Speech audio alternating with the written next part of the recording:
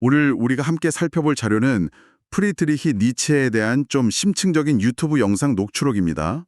아, 니체요. 신은 죽었다 하는 말로 유명하죠? 네, 바로 그 말로 유명하지만 사실 파고들 내용이 훨씬 많습니다.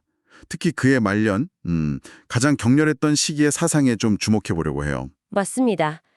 당신이 니체를 뭐 잘 아시든 아니면 이름만 들어보셨든 오늘 이 분석은 꽤 흥미로우실 겁니다. 네, 니체의 핵심 사상, 특히 논란이 많았던 그 후기 작업의 진짜 의미, 그리고 중요성을 파악하는 게 저희 목표입니다. 자, 한번 시작해 볼까요? 좋습니다. 니체는 뭐랄까 서양 철학의 흐름을 바꾼 인물이라고 할 수 있죠. 그의 사상은 철학계를 넘어서 문화 전반에 정말 큰 영향을 미쳤거든요. 그렇죠. 이 영상 자료는 니체가 단순히 기존 가치를 부셨다 이게 아니라 어떤 새로운 가치를 세우려고 했는지, 특히 1888년, 그러니까 정신을 놓기 직전까지 폭발적으로 쏟아낸 글들의 중요성을 다시 한번 보게 해줍니다. 니체의 삶 자체도 상당히 드라마틱하죠. 목사 집안에서 꼬마 목사라고 불릴 정도였다는데. 네, 그랬다고 하죠. 그런데 어린 시절 겪은 아버지와 남동생의 죽음이 그에게 삶이란 건 견디는 것이다? 뭐 이런 생각을 심어주었다고 분석하기도 합니다. 아, 결국 신학을 버리고 고전 문헌학으로 갔고요. 맞습니다. 거기서 천재성을 인정받았죠. 24세 박사 학위도 없이 교수가 된 건 정말 파격적인 일입니다. 정말 그렇죠. 하지만 그의 끝은 좀 비극적이었어요. 1889년에 토리노 광장에서 쓰러진 후에 마지막 10년은 온전한 정신으로 살지 못했으니까요. 네, 안타까운 부분이죠. 그의 대표작 하면 보통 차라투스트라는 이렇게 말했다를 많이 떠올리는데요. 사실 이게 굉장히 상징적이고 문학적이어서 쉽게 이해하기는 좀 어렵다는 평이 많아요. 네, 맞아요. 소설 형식이고 성경을 패러디한 측면도 있고요. 그래서 오히려 이후에 논문 형식으로 쓴 선악의 저편이나 도덕의 계보가 그의 생각을 더 명확하게 보여준다는 분석이 많더라고요.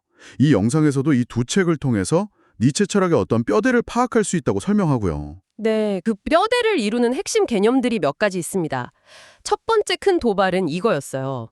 철학자들이 수천 년간 이상화해온 거 있잖아요. 영혼, 이데아, 천국 같은 거요. 네네. 이런 관념들이 사실은 우리 몸, 이 생생한 현실과 감각을 무시하게 만드는 값싼 위안일 뿐이다. 이렇게 본 겁니다. 이걸 형이상학 혐오라고 하죠. 아, 그러니까 눈에 보이지 않는 그런 관념보다는 현실, 지금 여기의 삶을 더 중시하라는 거군요. 바로 그겁니다. 그렇다면 당시 사회의 기반이었던 선과 도덕에 대한 비판은 훨씬 더 충격적이었겠네요. 그렇습니다. 니체는 당시 유럽 사회의 근간, 그러니까 기독교 도덕이죠. 겸손, 순종, 동정 같은 가치들.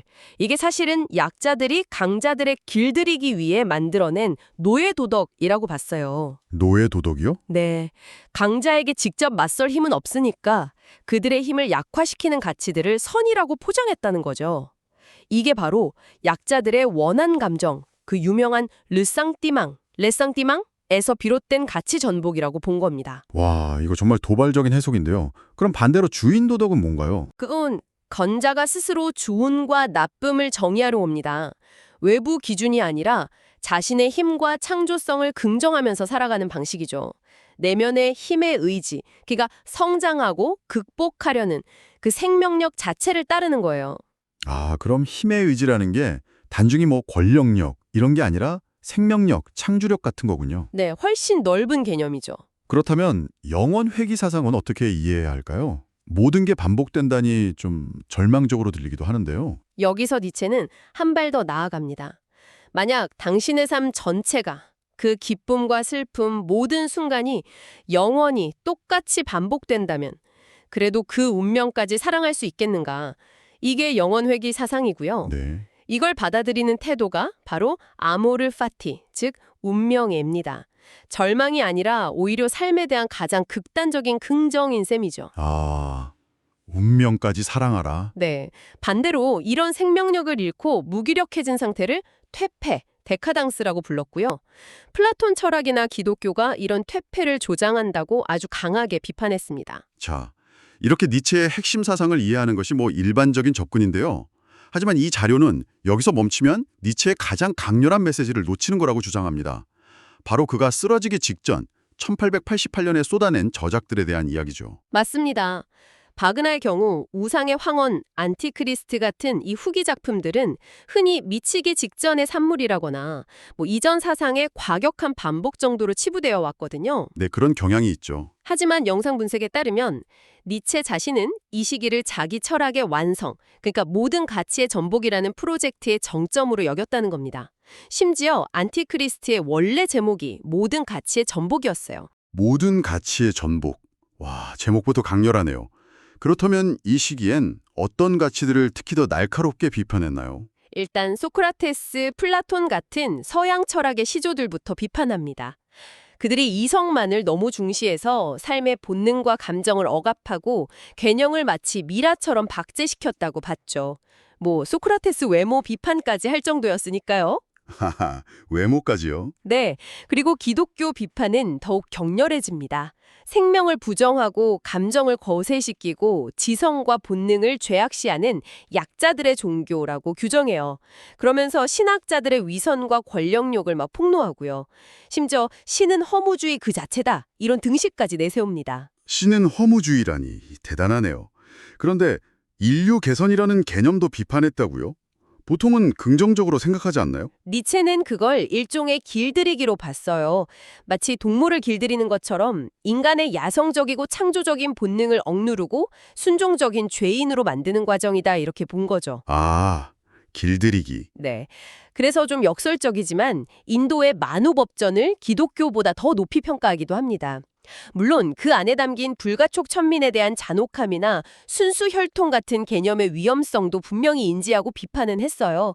하지만 적어도 그 체계가 삶의 위계를 인정하고 강함을 긍정하는 면이 있다고 본 거죠. 기독교와 비교해서요. 상당히 논쟁적인 평가네요. 그렇죠. 결국 이 모든 비판은 하나의 결론으로 향합니다. 바로 디오니소스적인 삶의 긍정이에요.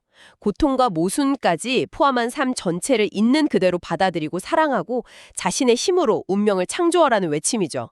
그래서 그의 마지막 선언은 디오니소스 대 십자가에 못 박힌 자가 됩니다. 정말 강렬합니다. 니체는 결국 우리에게 익숙한 좋음, 선함, 진리 같은 가치들의 근본적인 물음표를 던지고 있는 거네요. 스스로 가치를 만들고 운명까지 사랑하라고 촉구하는 거고요. 정확합니다. 그의 모든 가치의 전복은 단순히 파괴가 목적이 아니라 새로운 창조를 위한 도전이었다고 볼 수 있어요. 네, 그래서 이 분석을 통해 당신은 니체의 아주 도발적인 질문 앞에 서게 되는 거죠. 당신의 삶에서 진정한 좋음이란 과연 무엇인가? 그리고 당신은 어떤 가치를 기준으로 당신의 삶을 긍정하고 있는가? 이런 질문들이요. 그러게요.